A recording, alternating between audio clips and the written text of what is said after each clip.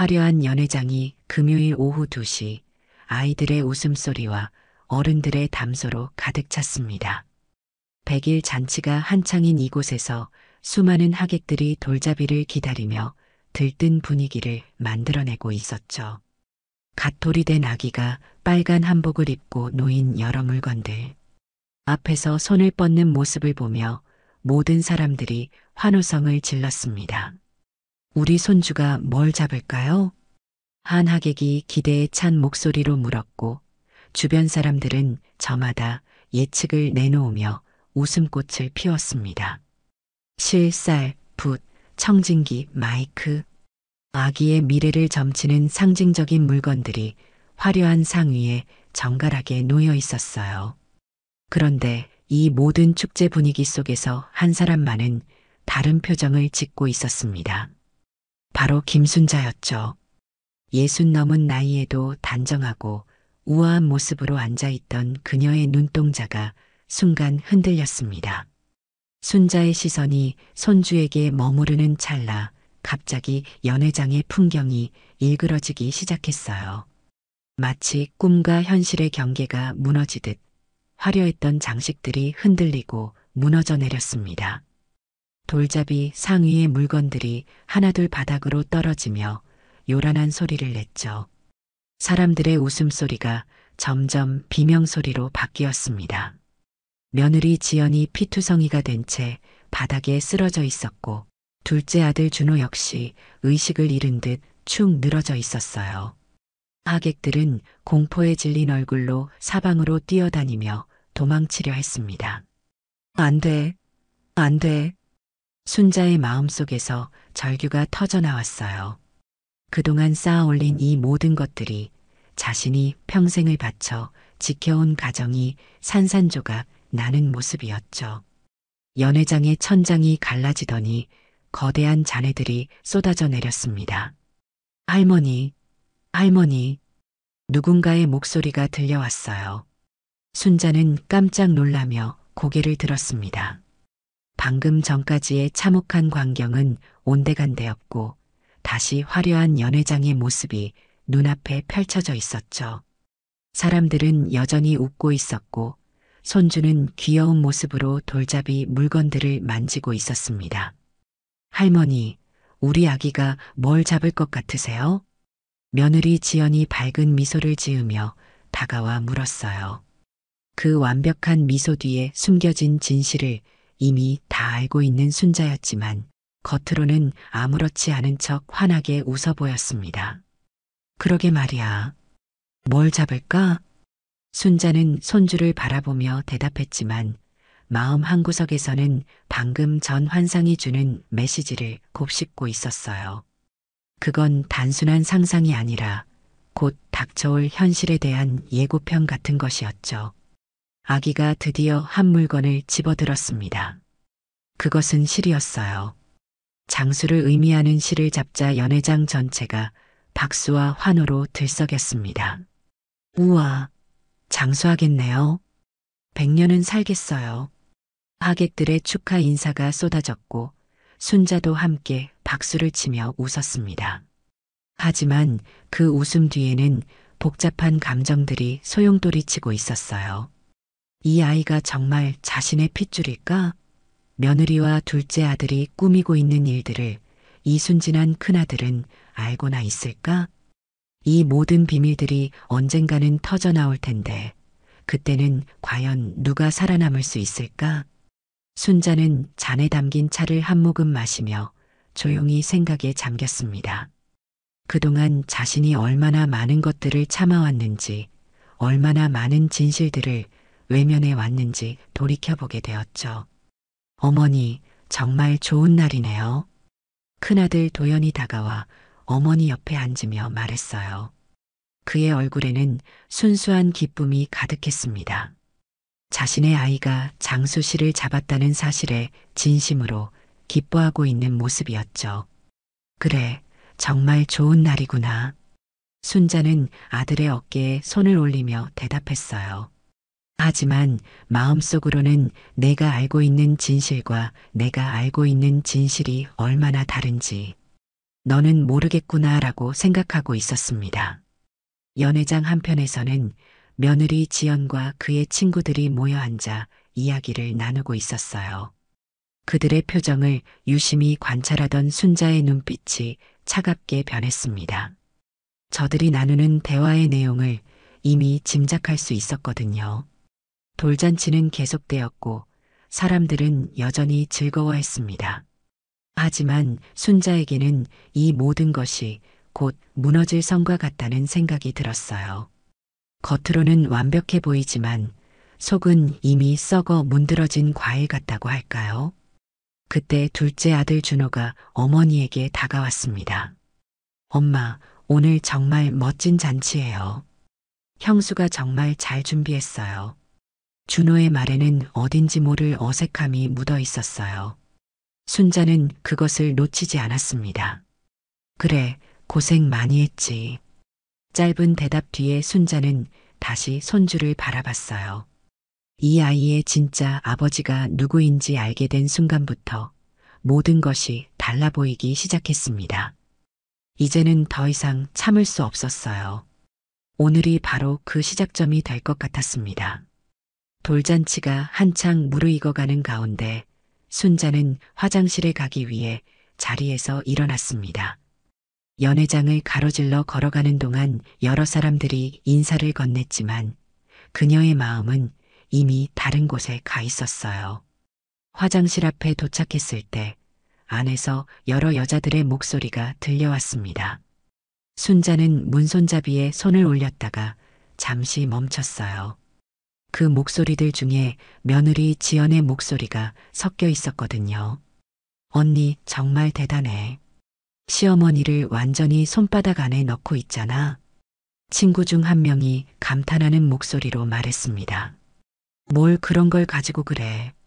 원래 돈 많은 시어머니들은 며느리가 잘해주면 다 퍼주게 되어 있어. 지연의 목소리였어요. 냉소적이면서도 계산적인 톤이 평소 순자 앞에서 보여주던 모습과는 완전히 달랐습니다. 그런데 진짜 그 할머니가 모르나? 아기 아빠가 누군지? 또 다른 친구가 속삭이듯 물었어요. 모를걸? 나도 정말 조심스럽게 했거든.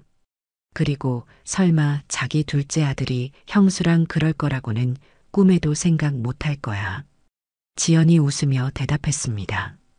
그 웃음소리가 순자의 귓속으로 파고들며 심장을 찔렀어요. 하긴 준호 씨도 참 바보 같긴 해. 형수한테 완전히 빠져서. 바보라니. 우리 계획에 꼭 필요한 사람이야. 나중에 집이랑 재산 정리할 때 든든한 편이 될 거거든. 순자는 화장실 문 앞에서 숨을 죽이고 서 있었습니다. 자신이 듣고 있는 이야기가 현실인지 의심스러울 정도였어요. 그런데 큰아들은 정말 모르고 있어? 도연이? 완전 바보야. 아무것도 의심 안 해. 자기가 얼마나 착한 남편인지만 생각하고 있어. 친구들의 낄낄거리는 웃음소리가 이어졌습니다. 그래도 나중에 들통나면 어떡하려고? 들통날 일이 없어. 그리고 설사 들통난다고 해도 지연의 목소리가 갑자기 낮아졌어요. 어차피 그때쯤이면 이미 다 내 것이 되어 있을 거야. 집도 재산도 모든 게. 순자의 손이 떨리기 시작했습니다. 며느리가 이런 생각을 하고 있었다니 도저히 믿을 수 없었어요. 준호 씨는 뭐라고 해? 준호는 나만 바라보고 있어. 형이 없어지면 자기가 장남이 되는 거잖아. 그러면 모든 유산을 자기가 받을 수 있다고 생각하고 있지. 와, 정말 치밀하게 계획했네. 화장실 안의 대화가 계속되는 동안 순자는 천천히 뒤로 물러났습니다.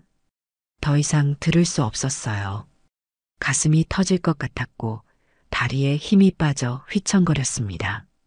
연회장으로 돌아가는 길에 순자는 핸드백에서 휴대폰을 꺼냈어요.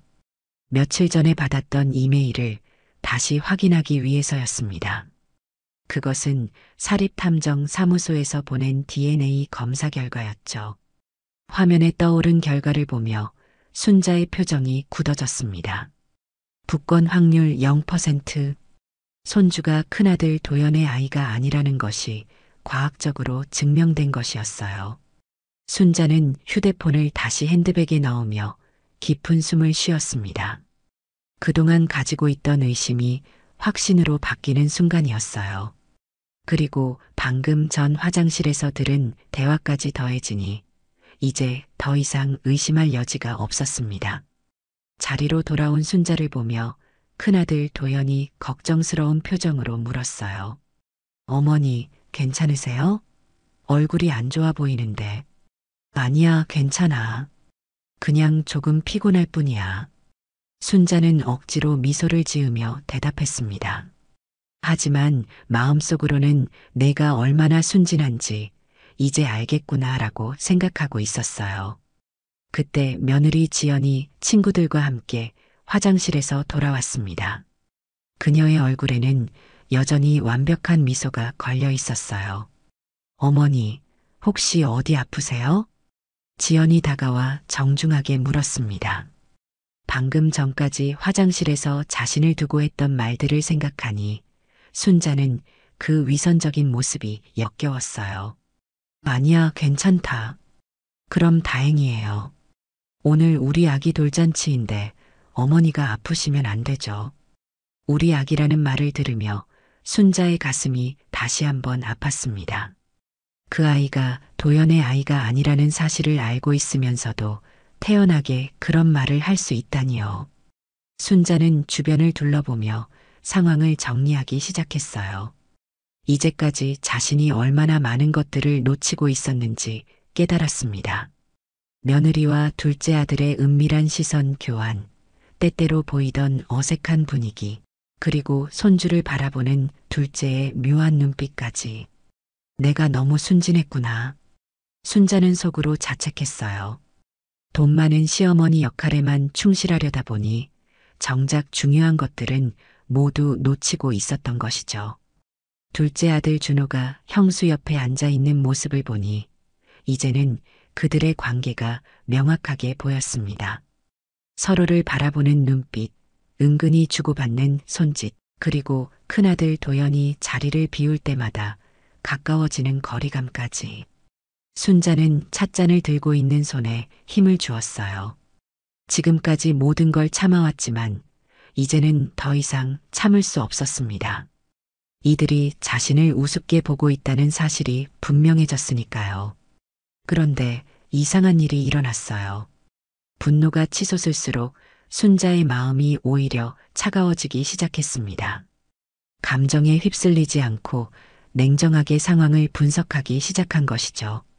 그래, 이제부터가 진짜 시작이야. 순자는 며느리와 둘째 아들을 번갈아 보며 속으로 다짐했습니다. 지금까지는 당하기만 했지만 이제는 자신이 주도권을 잡을 차례라고 생각했어요.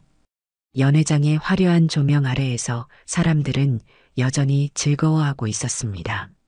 하지만 순자에게는 이 모든 것이 곧 끝날 마지막 만찬처럼 느껴졌어요. 돌잔치가 끝나고 이틀이 지난 일요일 오후 순자의 저택에는 온 가족이 모여 있었습니다. 평소보다 조용한 분위기 속에서 모두들 거실에 둘러앉아 있었어요. 며느리 지연이 뭔가 중요한 이야기가 있다며 가족 모임을 제안했던 것이죠.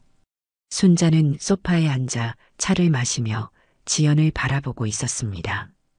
돌잔치 때 화장실에서 들은 대화가 머릿속에서 맴돌며 이제 며느리가 무슨 말을 할지 대충 짐작할 수 있었어요.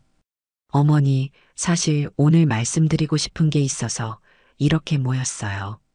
지연이 공손한 목소리로 운을 뗐습니다. 그 모습이 얼마나 위선적인지 이제는 훤히 보였지만 순자는 아무런 반응을 보이지 않았어요. 뭔 이야기인데? 큰아들 도연이 궁금해하며 물었습니다. 그게 우리 아이가 이제 돌도 지났고 앞으로 키우는데 돈이 많이 들 것 같아서요. 그리고 도연이도 요즘 사업이 힘들잖아요. 지연의 말에 도연이 고개를 끄덕였어요. 실제로 그가 운영하는 작은 사업체가 요즘 어려움을 겪고 있는 건 사실이었거든요. 그래서 혹시 어머니께서 저희에게 집을 하나 사주실 수는 없을까요? 드디어 본색을 드러내기 시작했습니다. 순자는 찻잔을 내려놓으며 지연을 똑바로 바라봤어요. 집을 사달라고? 네, 아이도 있고 하니까 좀 더 넓은 곳에서 살고 싶어서요. 어머니께서 워낙 넉넉하시니까 가능하지 않을까 해서요. 지연의 목소리에는 확신이 담겨 있었어요. 지금까지 시어머니가 자신들에게 해주지 않은 게 없었으니까 이번에도 당연히 들어줄 거라고 생각하고 있는 것 같았습니다. 그때 둘째 준호가 끼어들었어요. 어머니, 형이 요즘 정말 힘들어해요. 사업도 잘 안 되고 아이 키우는 것도 쉽지 않고요. 형수 말이 맞는 것 같아요. 준호의 말을 들으며 순자는 속으로 냉소했습니다.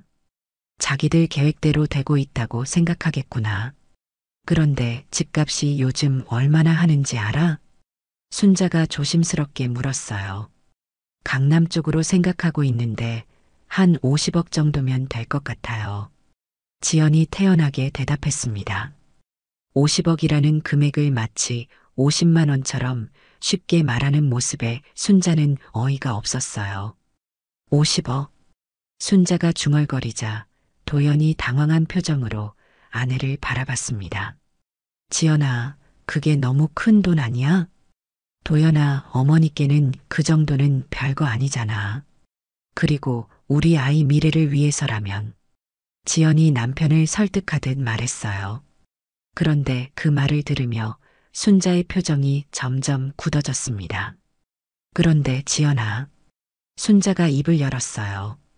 네, 어머니. 그 집을 누구 명의로 하려고? 갑작스러운 질문에 지연이 잠시 당황했습니다. 하지만 곧 밝은 표정으로 대답했어요.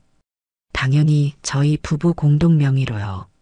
그래야 아이한테도 나중에 물려줄 수 있잖아요. 순자는 속으로 웃었습니다. 정말 뻔뻔하구나. 내 돈으로 집을 사서 자기 명의로 하겠다는 거네. 어머니, 어떠세요? 준호가 어머니의 눈치를 보며 물었어요. 그의 얼굴에는 기대감이 가득했습니다. 순자는 잠시 침묵했어요. 그 침묵이 길어지자 거실의 분위기가 어색해졌습니다.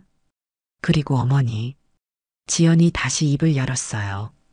혹시 이 집도 저희 명의로 넘겨주실 수는 없을까요? 이번에는 정말 대담한 요구였습니다. 순자가 평생 살아온 이 저택까지 자신들 명의로 넘기라는 것이었죠. 뭐라고? 도연이 깜짝 놀라며 아내를 바라봤어요. 도연아, 어차피 나중에는 우리가 물려받을 거잖아. 미리 정리해두는 게 세금 면에서도 좋을 것 같아서. 지연의 목소리에는 이미 확신이 가득했어요. 마치 이미 그 집이 자신 것인 듯한 태도였습니다. 순자는 며느리를 바라보며 천천히 고개를 끄덕였어요. 아, 그래. 네. 어머니께서 이해해 주시니까 정말 다행이에요. 지연이 기뻐하며 손뼉을 쳤습니다. 하지만 순자의 표정은 여전히 무덤덤했어요. 그런데 지연아, 한 가지 궁금한 게 있어. 네, 뭐든지 물어보세요. 내가 그렇게 이 집과 재산을 원하는 이유가 뭐야? 갑작스러운 질문에 지연이 당황했습니다. 그게 당연히 아이 미래를 위해서죠. 그리고 저희 가족의 안정을 위해서. 정말 그것뿐이야? 순자의 목소리에 묘한 압박감이 실려 있었어요. 지연이 불안한 표정을 지었습니다.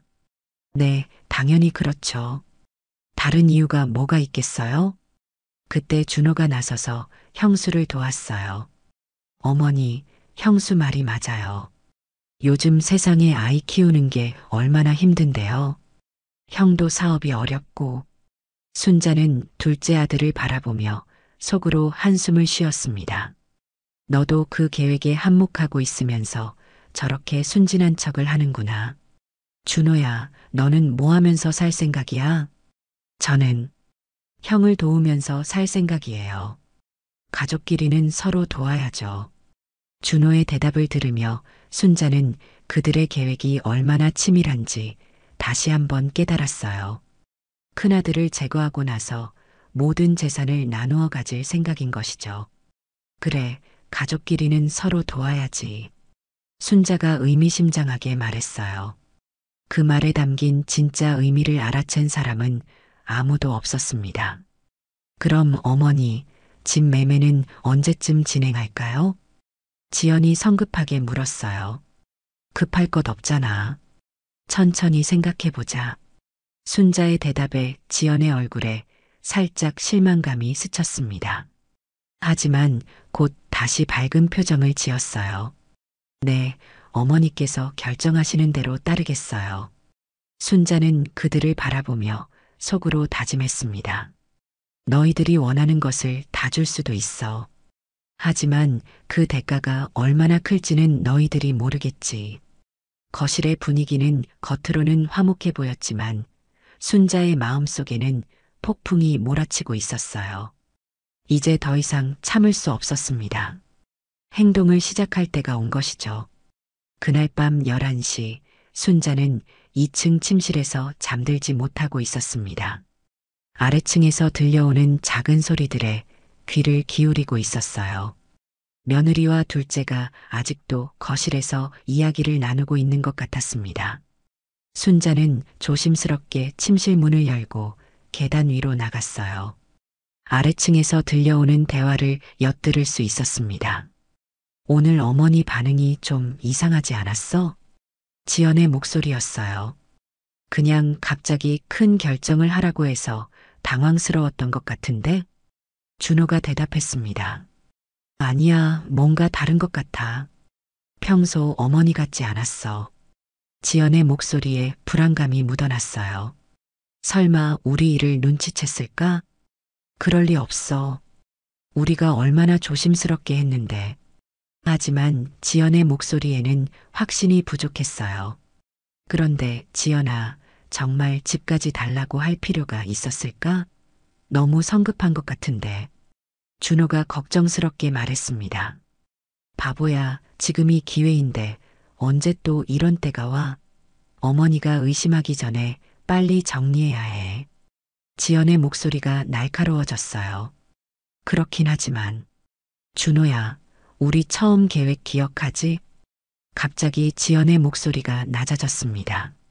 순자는 더욱 조심스럽게 귀를 기울였어요. 도연이만 없으면 모든 게 우리 것이 된다고 했잖아. 그 말을 들은 순간 순자의 심장이 멈출 뻔했습니다. 하지만 그건 뭐, 내가 먼저 제안한 것 아니야? 지연의 목소리에 도끼가 서렸어요. 나도 그때는 그냥 화가 나서 한 말이었어. 준호의 목소리가 떨리고 있었습니다. 화가 나서 한 말. 준호야, 우리가 지금까지 뭘 해온 줄 알아? 이미 돌이킬 수 없는 선을 넘었다고. 순자는 손으로 입을 막았어요. 믿을 수 없는 대화였습니다. 그래도 살인이라고? 누가 살인이라고 했어? 그냥 사고가 나는 거야. 교통사고처럼. 지연의 목소리가 차갑게 식어 있었어요. 어떻게 그런 걸 사고처럼 만들어? 브레이크에 문제가 생기면 되잖아. 요즘 도연이 차 상태도 안 좋다고 했고, 순자는 무릎에 힘이 빠져 주저앉을 뻔했습니다. 이들이 정말로 큰아들을 죽일 계획을 세우고 있었던 것이죠. 하지만 그런 거 어떻게 해? 나는 차에 대해서 잘 모르는데. 내가 알아봤어. 인터넷에 보면 방법이 다 나와 있더라고. 지연의 대답에 순자는 소름이 돋았어요. 며느리가 이미 구체적인 방법까지 알아봤다는 것이었습니다. 정말 괜찮을까? 들키면 우리 둘 다 끝이야. 들킬 리 없어. 완전한 사고로 보이게 할 수 있다고. 그런데 어머니는? 도연이가 죽으면 어머니가 많이 슬퍼하실 텐데. 슬퍼하시겠지. 하지만 시간이 지나면 괜찮아질 거야. 그리고 그때는 우리가 더 잘해드리면 되고. 지연의 계산적인 말에 순자는 분노가 치솟았어요. 언제 할 생각이야? 준호가 떨리는 목소리로 물었습니다. 이번 주 안에. 너무 늦으면 어머니가 의심할 수도 있어. 이번 주? 금요일에 도연이가 부산 출장 간다고 했잖아. 그때가 기회야. 고속도로에서 사고가 나면 더 자연스럽잖아. 순자는 더 이상 들을 수 없어서 조용히 침실로 돌아갔습니다. 침대에 앉아 떨리는 손으로 휴대폰을 꺼냈어요. 이 대화를 녹음했어야 했는데, 하지만 지금부터라도 증거를 수집해야 했습니다. 순자는 휴대폰으로 조용히 사진을 찍기 시작했어요. 며느리가 인터넷에서 검색했다는 내용들을 확인해야 했습니다. 다음 날 아침, 순자는 평소처럼 아무렇지 않은 척했어요.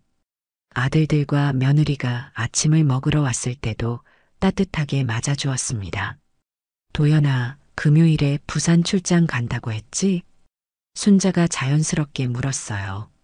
네, 이틀 정도 다녀올 예정이에요. 도연이 대답하자 지연과 준호가 순간적으로 시선을 교환하는 것을 순자가 놓치지 않았습니다. 차는 괜찮아? 요즘 상태가 안 좋다고 했는데. 순자의 말에 도연이 고개를 끄덕였어요. 네, 브레이크가 좀 이상해서 정비소에 맡겨야 할 것 같아요. 그 말을 들은 지연의 얼굴에 미묘한 변화가 스쳤습니다.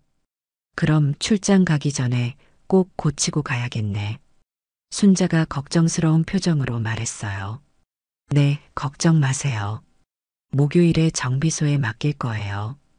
도연의 대답을 들으며 순자는 계획을 세우기 시작했습니다.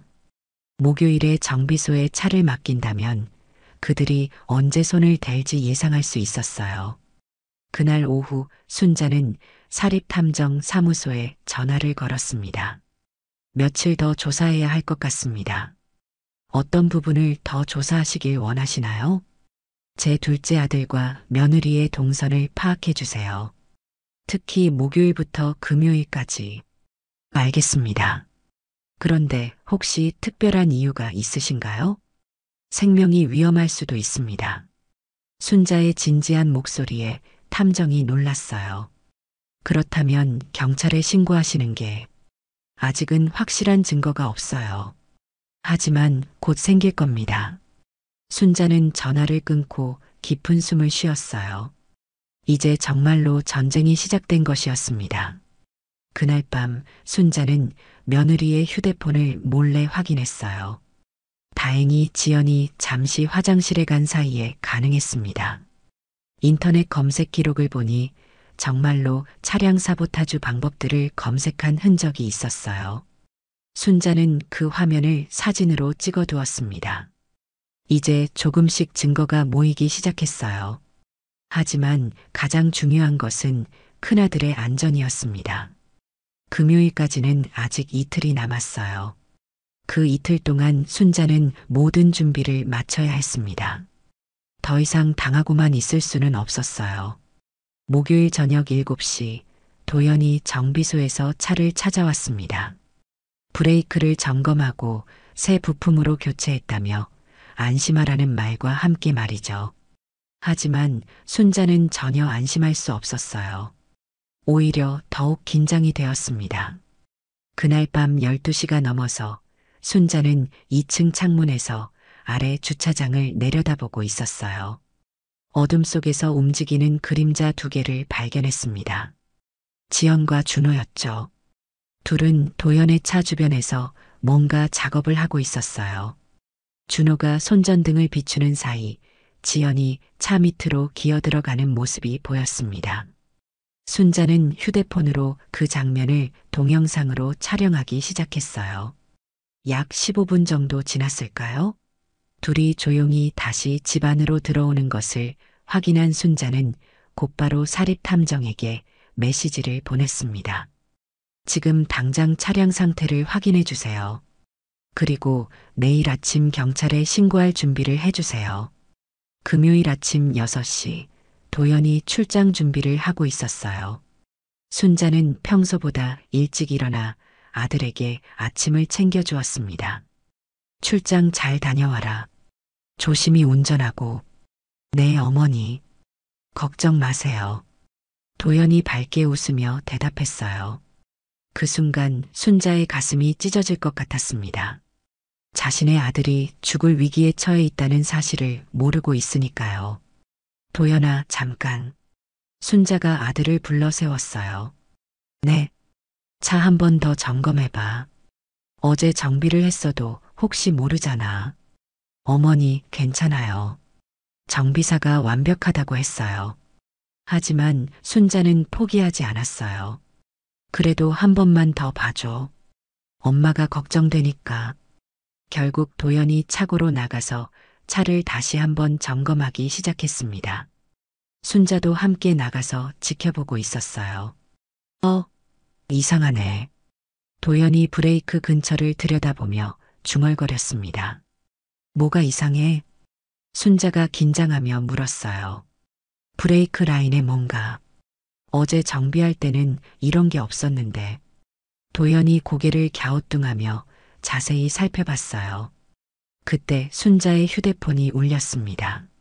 사립탐정으로부터 온 전화였어요. 지금 당장 차를 타지 마세요. 브레이크 라인이 조작되어 있습니다. 탐정의 긴급한 목소리를 들은 순자가 큰아들에게 소리쳤어요. 도연아, 차에서 나와. 어머니, 왜 그러세요? 지금 당장 나와. 순자의 다급한 목소리에 도연이 차에서 내렸어요. 바로 그 순간 브레이크 오일이 바닥에 떨어지기 시작했습니다. 이게 뭐야? 도연이 당황해하며 바닥에 오일을 보고 있을 때 순자는 즉시 911에 신고 전화를 걸었어요. 경찰서요? 살인미수 신고하겠습니다. 곧이어 경찰과 포렌식 팀이 도착했습니다. 차량을 정밀 검사한 결과 브레이크 라인이 인위적으로 손상되어 있다는 사실이 밝혀졌어요. 이 상태로 운전했다면 고속도로에서 큰 사고가 날 뻔했습니다. 경찰관의 말을 들은 도연의 얼굴이 창백해졌어요. 누가 이런 짓을. 그때 집안에서 지연과 준호가 나왔습니다.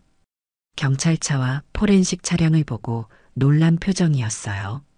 어머님, 무슨 일이세요? 지연이 다가와 물었지만 그 목소리에는 떨림이 섞여 있었습니다. 도연이 차에 누군가 손을 댔어. 순자가 차갑게 대답했어요. 네, 그게 무슨. 브레이크를 망가뜨려서 사고가 나게 하려고 했다는 거야. 순자의 말에 준호의 얼굴에서 혈색이 사라졌어요. 말도 안 돼요. 누가 그런 짓을. 지연이 당황하며 말했지만 순자는 이미 모든 걸 알고 있다는 표정으로 그들을 바라봤습니다. 경찰이 주변 폐쇄회로 텔레비전을 확인하겠다고 했을 때 준호와 지연의 얼굴이 더욱 굳어졌어요. 다행히 큰 사고로 이어지지 않았지만 이건 명백한 살인미수입니다. 철저히 수사하겠습니다. 경찰관의 말에 도연이 고개를 끄덕였어요. 제발 범인을 찾아주세요. 그런데 그때 순자가 입을 열었어요. 경찰관님, 제가 증거를 가지고 있습니다. 모든 사람의 시선이 순자에게 집중됐어요. 어떤 증거를 가지고 계신가요? 어젯밤에 제가 직접 본 겁니다. 그리고 동영상도 찍어뒀어요. 순자가 휴대폰을 꺼내 보여주자 지연과 준호의 얼굴이 하얗게 변했어요. 또한 며느리의 휴대폰에 차량 사보타주 방법을 검색한 기록도 있습니다. 순자의 말에 경찰관들이 지연과 준호를 주목하기 시작했어요. 그리고 이틀 전 밤에 이들이 나눈 대화도 들었습니다. 제 큰아들을 죽여서 재산을 차지하려는 계획이었어요. 어머니, 준호가 다급하게 소리쳤어요. 그건 오해예요. 오해? 그럼 어젯밤에 너희들이 차 밑에서 뭘 했는지 설명해봐. 순자의 날카로운 질문에 둘은 아무 말도 할 수 없었어요. 경찰이 지연과 준호에게 동행을 요청했을 때 도연이 그제야 상황을 이해하기 시작했습니다. 설마, 정말로 너희들이. 도연의 목소리가 떨렸어요. 자신의 아내와 동생이 자신을 죽이려 했다는 사실을 받아들이기 힘들었던 것이죠. 도연아, 미안해. 정말 미안해. 준호가 울음을 터뜨리며 형에게 매달렸어요. 나도 원하지 않았어. 하지만 뭐? 도연이 차가운 목소리로 물었어요. 준호는 더 이상 말할 수 없었어요. 지연을 바라봤지만 지연은 이미 체념한 표정으로 고개를 숙이고 있었습니다. 순자는 이 모든 상황을 지켜보며 복잡한 마음이었어요. 한편으로는 큰아들을 구했다는 안도감이 있었지만 다른 한편으로는 가족이 이렇게 망가진 현실이 슬펐습니다. 어머니, 도연이 어머니에게 다가와 말했어요. 어머니가 저를 구해주신 거네요. 순자는 아들의 어깨에 손을 올리며 고개를 끄덕였어요. 하지만 이것은 시작에 불과했습니다. 진짜 심판은 이제부터였어요. 일주일 후 순자는 특별한 가족 모임을 준비했습니다. 지연과 준호는 보석으로 풀려났지만 재판을 앞두고 있는 상황이었어요. 순자는 모든 가족과 친지들을 자신의 저택으로 초대했습니다. 왜 갑자기 이런 자리를 마련하셨어요? 도연이 궁금해하며 어머니에게 물었어요. 그동안 우리 가족에게 일어난 일들을 정리하고 싶어서야. 순자의 대답은 간단했지만 그 속에 담긴 의미를 아는 사람은 없었습니다. 오후 3시 저택의 넓은 거실에는 30여 명의 사람들이 모여 있었어요. 친지들, 가족들, 그리고 며느리의 친구들까지. 모두들 최근 일어난 사건 때문에 어색한 분위기였습니다. 순자는 거실 한가운데에 서서 모든 사람들을 둘러봤어요. 그리고 천천히 입을 열었습니다. 오늘 여러분을 모신 이유는 그동안 우리 가족에게 일어난 일들에 대해 진실을 말씀드리기 위해서입니다. 사람들이 웅성거리기 시작했어요. 지연과 준호의 얼굴에는 불안감이 스쳐갔습니다. 먼저 제 손주에 관한 이야기부터 하겠습니다. 순자가 손주를 안고 있는 도연을 바라보며 말했어요.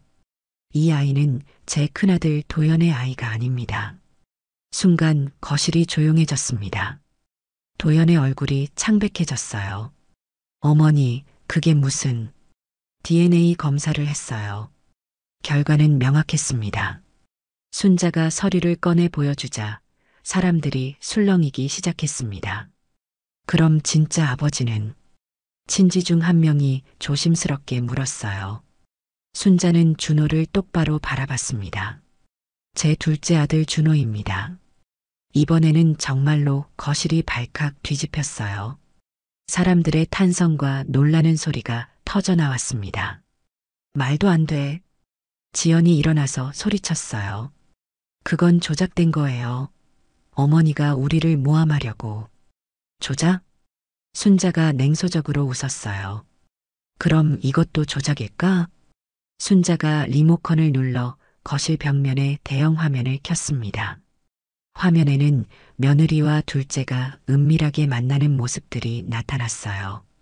호텔 로비에서 손을 잡고 있는 모습, 카페에서 밀담을 나누는 모습, 그리고 차 안에서 포옹하는 모습까지. 사립탐정이 찍은 사진들이었습니다. 이건, 준호가 말을 더듬었어요. 아직 더 있어. 순자가 다시 리모컨을 눌렀습니다. 이번에는 음성 파일이 재생되기 시작했어요.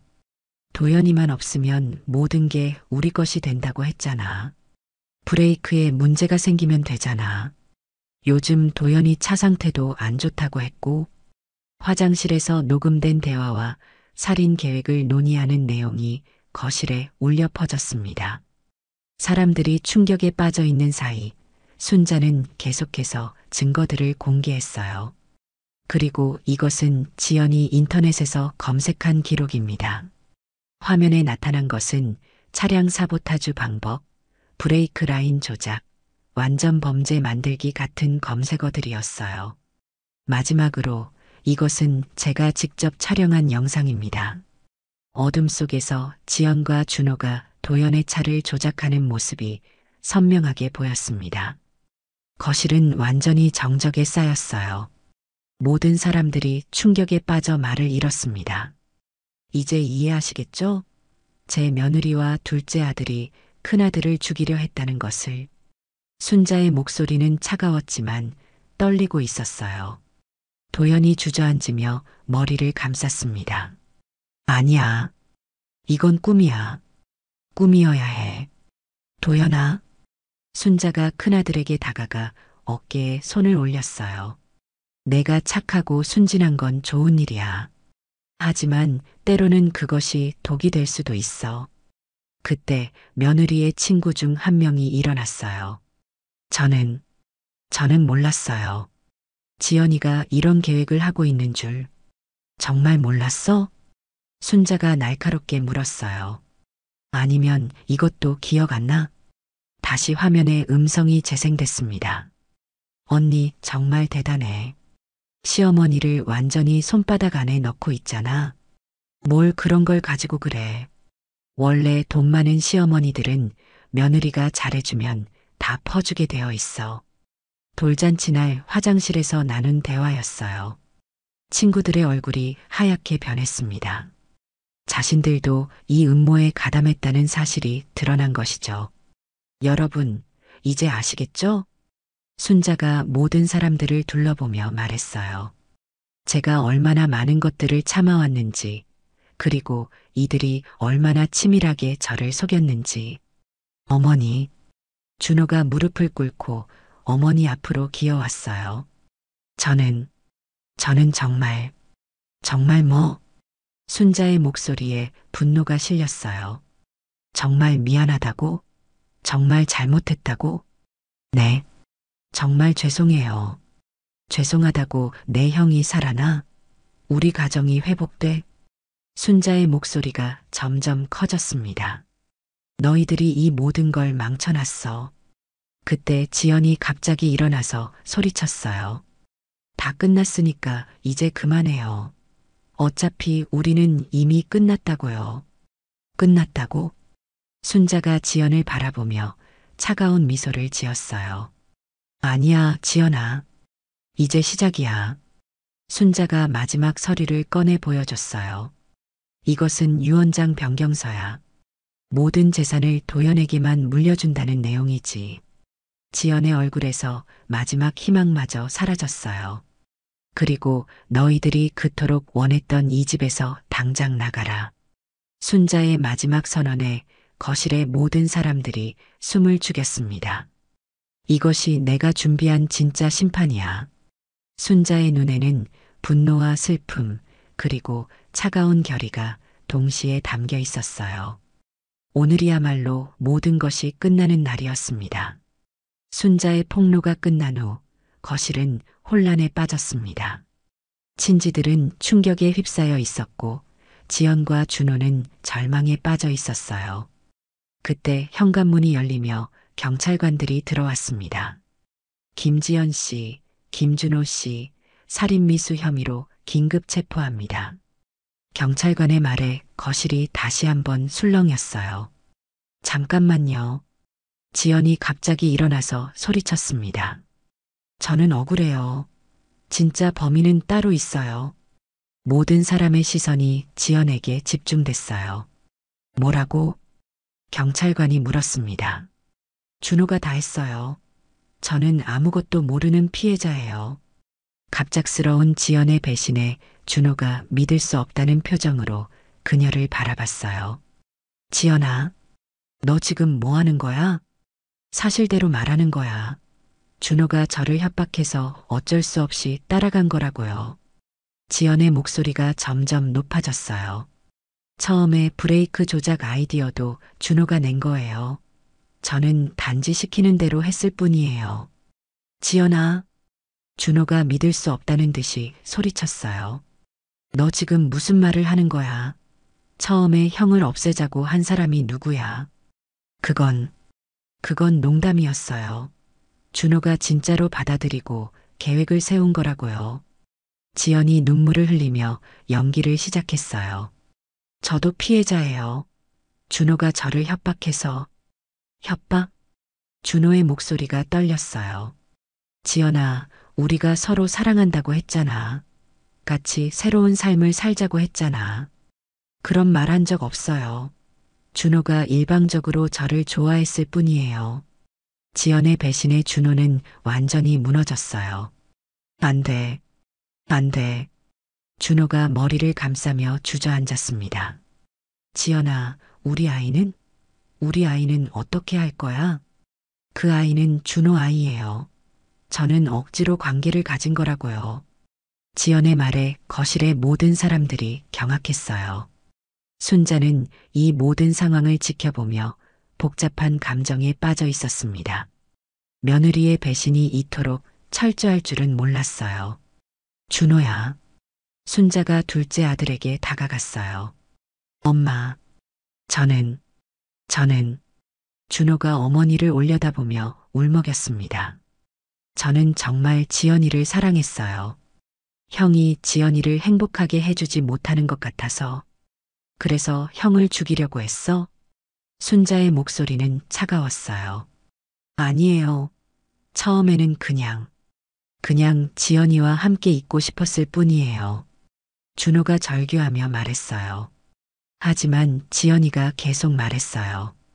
형이 없어져야 우리가 행복할 수 있다고. 그건 거짓말이에요. 지연이 다시 소리쳤어요. 준호가 저를 세뇌시킨 거예요. 처음부터 끝까지 준호의 계획이었어요. 이때 도연이 일어나서 준호에게 다가갔어요. 준호야. 형의 목소리에 준호가 고개를 들었어요.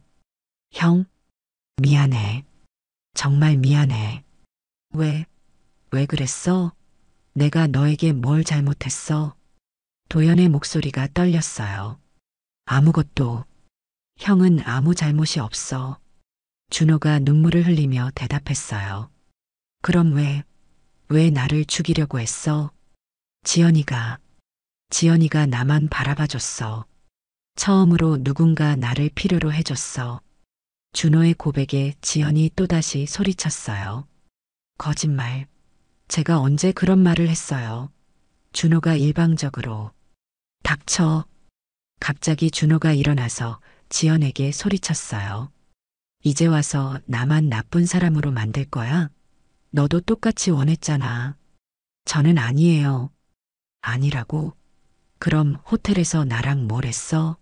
매일 밤 나한테 전화해서 뭐라고 했어? 준호가 지연에게 다가가려 했을 때 경찰관들이 그를 막았어요. 진정하세요. 진정하라고? 내 인생을 망친 년이 거짓말을 하고 있는데. 준호가 발악하며 지연에게 달려들려고 했어요. 경찰관들이 그를 제지하는 사이 준호는 균형을 잃고 뒤로 넘어졌습니다. 문제는 거실 한쪽에 있던 대리석 테이블이었어요. 준호의 머리가 테이블 모서리에 부딪히며 둔탁한 소리가 났습니다. 아! 순자가 비명을 질렀어요. 준호는 바닥에 쓰러진 채 움직이지 않았습니다. 머리에서 피가 흘러나오기 시작했어요. 구급차, 빨리 구급차를 불러. 경찰관이 급하게 신고했지만 준호의 상태는 심각해 보였어요. 준호야, 준호야. 순자가 둘째 아들에게 달려가 그를 흔들었어요. 일어나, 제발 일어나. 하지만 준호는 의식을 잃은 채였어요. 엄마. 준호가 희미하게 눈을 뜨며 어머니를 불렀어요. 준호야, 괜찮아. 곧 병원에 갈 거야. 엄마, 미안해. 정말 미안해. 준호의 목소리가 점점 작아졌어요. 미안하다고 하지 마. 살아야 해. 제발.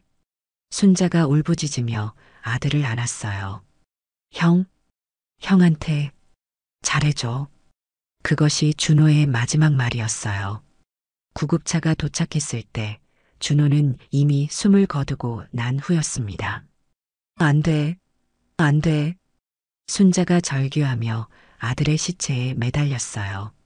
지연은 그 모습을 보며 아무 표정 없이 서 있었어요. 마치 자신과는 상관없는 일인 것처럼 말이죠. 이제 준호도 없으니까 모든 죄를 저한테 뒤집어 씌우려는 거죠?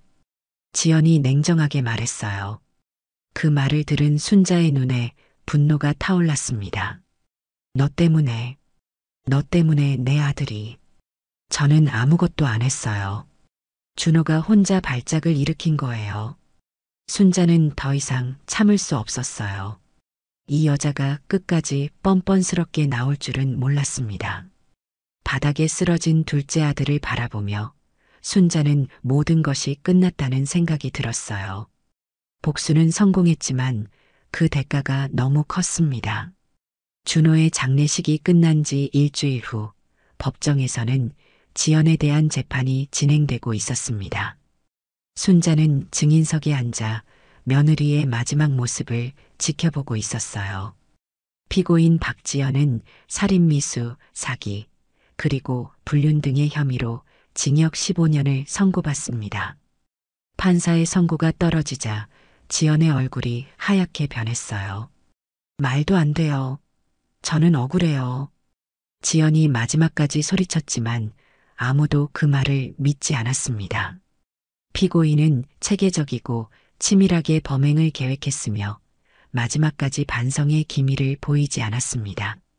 특히 공범이었던 김준호 씨의 죽음에 대해서도 아무런 책임감을 느끼지 않는 모습을 보여 중형이 불가피하다고 판단됩니다. 판사의 부가 설명을 들으며 순자는 복잡한 마음이었어요. 드디어 복수는 끝났지만 그 과정에서 잃은 것들이 너무 많았습니다. 지연이 법정에서 끌려나가는 모습을 보며 순자는 마지막으로 그녀와 눈을 마주쳤어요. 지연의 눈에는 여전히 분노와 원망만 가득했습니다. 끝까지 뻔뻔하구나. 순자가 속으로 중얼거렸어요. 법정을 나오는 길에 큰아들 도연이 어머니를 기다리고 있었어요. 어머니 수고하셨어요. 고생 많았구나, 아들아. 순자가 도연의 어깨를 두드리며 말했어요. 어머니, 이제 정말 끝난 건가요? 그래, 이제 끝났어. 하지만 순자의 마음은 전혀 후련하지 않았어요. 복수는 성공했지만 그 대가로 둘째 아들을 잃었고 가정은 완전히 파괴되었습니다. 집으로 돌아온 순자는 둘째 아들의 방에 들어갔어요. 준호의 물건들이 그대로 남아 있었습니다. 어릴 때 사진, 학교 상장, 그리고 어머니에게 쓴 편지들까지. 그 중에서 순자의 눈에 띈 것은 준호가 중학생 때 어머니 날에 쓴 편지였어요. 엄마, 저는 형만큼 착하지도 못하고 공부도 잘하지 못하지만 엄마를 사랑하는 마음만큼은 누구에게도 지지 않아요. 항상 저를 따뜻하게 대해주셔서 감사해요. 편지를 읽으며 순자의 눈에 눈물이 고였어요. 그때 순진했던 준호는 어디로 갔을까요? 내가 뭘 한 거지? 순자가 혼잣말을 했어요.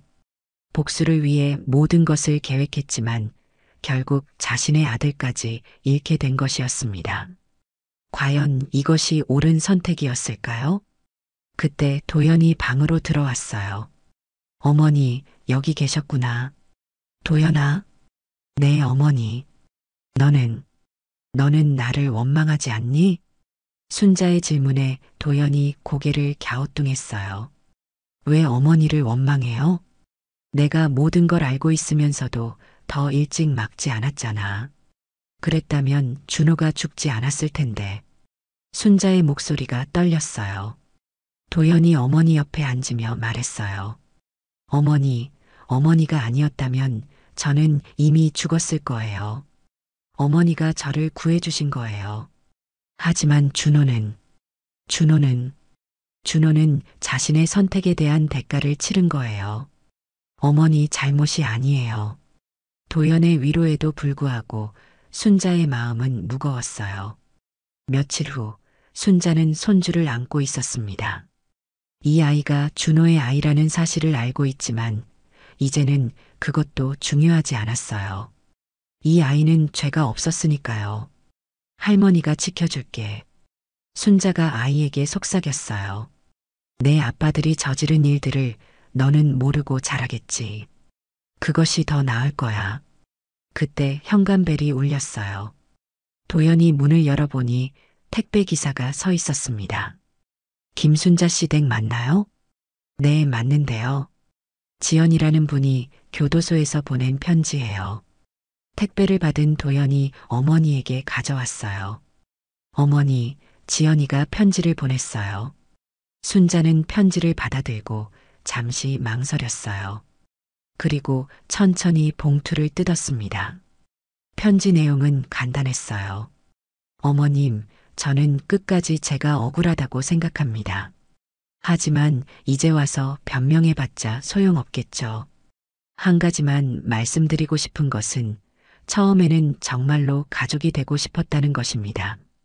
하지만 어머님의 재산을 보고 나서 마음이 변했어요.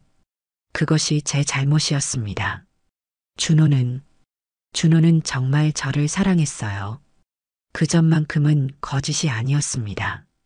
편지를 다 읽은 순자는 그것을 천천히 찢어버렸어요.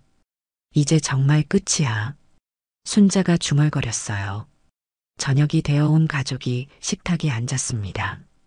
도연, 순자, 그리고 손주까지. 이제는 3명뿐인 가족이었어요. 어머니, 앞으로 어떻게 살 생각이세요? 도연이 물었어요. 글쎄, 이 아이 키우는 것을 도와야지. 순자가 손주를 바라보며 대답했어요. 그리고 너도 새로운 사람을 만나야 해. 이번 일로 상처받았겠지만 모든 여자가 지연이 같은 건 아니야. 어머니, 도연아, 내가 행복해야 나도 행복해. 알겠지? 도연이 고개를 끄덕였어요. 그날 밤 순자는 베란다에 나가 밤하늘을 올려다봤어요. 별들이 반짝이고 있었습니다. 준호야. 순자가 하늘을 보며 중얼거렸어요. 내가 저기서 보고 있다면 엄마를 용서해줘. 엄마도 최선을 다한 거야. 비록 결과가 이렇게 되었지만 바람이 불어와 순자의 머리카락을 흩날렸어요. 마치 준호가 대답하는 것 같았습니다. 순자는 그동안의 일들을 돌이켜봤어요. 복수는 성공했지만 그 과정에서 너무 많은 것을 잃었습니다. 과연 이것이 최선의 선택이었을까요? 하지만 이제 와서 후회해봤자 소용없었어요. 중요한 것은 앞으로 남은 가족들과 어떻게 살아갈 것인가였습니다. 순자는 마지막으로 하늘을 올려다본 후 집 안으로 들어갔어요. 내일부터는 새로운 시작이었습니다. 비록 상처투성이이지만 그래도 살아야 했어요. 거실에서는 도연이 손주와 놀아주고 있었어요. 그 평화로운 모습을 보며 순자는 작은 미소를 지었습니다. 이제부터는 정말로 가족을 지켜야겠구나. 순자의 마음속에 새로운 다짐이 자리 잡았어요. 복수는 끝났지만 삶은 계속되어야 했습니다.